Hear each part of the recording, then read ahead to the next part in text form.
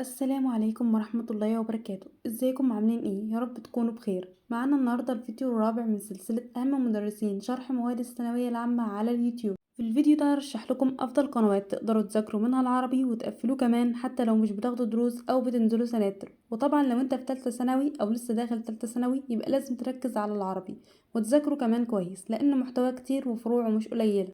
العربي بيشغل 80 درجة من درجات الثانوية العامة، وزي ما شفت ممكن يرفع ناس كتير وينزل مجموع ناس كتير.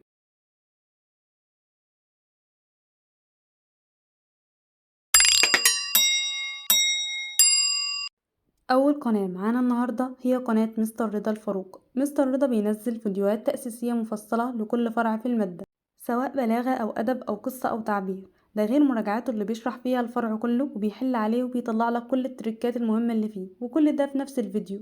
وكمان كل شهر بينزل مراجعات وحل مستمر على كل محاضرة وبيشرحها في المنهج. تاني قناة معانا النهاردة هي قناة بسطناها لك لمستر محمد صلاح. بصراحة النحو أكتر حاجة شدتني للقناة.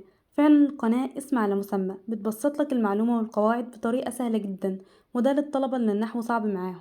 وكمان البلاغة ليها شرح مبسط وسهل وملم بكل قاعدة فيها. القناة شاملة حل وشرح ومراجعات باستمرار، ده غير المحاضرات التأسيسية اللي فيها للنحو والبلاغة. تالت قناة معانا النهاردة هي قناة مستر محمد صفوت. مستر محمد صفوت بيشرح الأدب والنحو والبلاغة لأولى والتانية والتالتة. فيديوهات الشرح مش طويلة عشان بس الناس اللي بتزهق بسرعة، لكن في المراجعة ما شاء الله هتلاقيه لامم النحو كله في فيديو، وكمان البلاغة مدته مثلا 11 ساعة 5 ساعات، بس طبعا عشان حلمنا نعمل أي حاجة، طبعا احنا شطار يعني. رابع قناة معانا النهاردة هي قناة مستر محمد السخاوي. الصراحة أسلوبه جميل وبسيط، معظم الفيديوز مراجعات لكل الفروع سواء بلاغة أو أدب أو نحو لأولى والتانية والتالتة، وبيراجع معاكم شرح الفرع وكمان حل عليه، وهتلاقي تريكات الصراحة بتبقى جميلة. وكمان وقت الفيديو ساعة أو ساعتين مش ساعات كتير زي باقي المدرسين. خامس قناة معانا النهاردة هي قناة مستر محمد ماهر.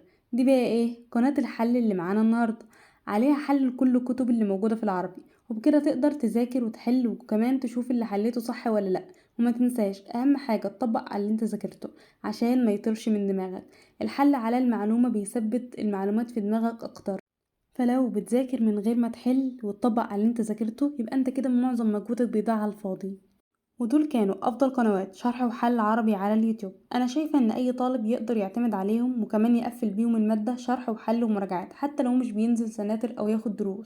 وبس كده، ده كان الفيديو بتاعنا النهاردة. أتمنى تكونوا استفدتم منه، وما تنساش اللايك والكومنت اللطيف، ولو أول مرة بتشوفني اعمل سبسكرايب للقناة وانضم للعالم الصغير. والسلام عليكم ورحمة الله وبركاته.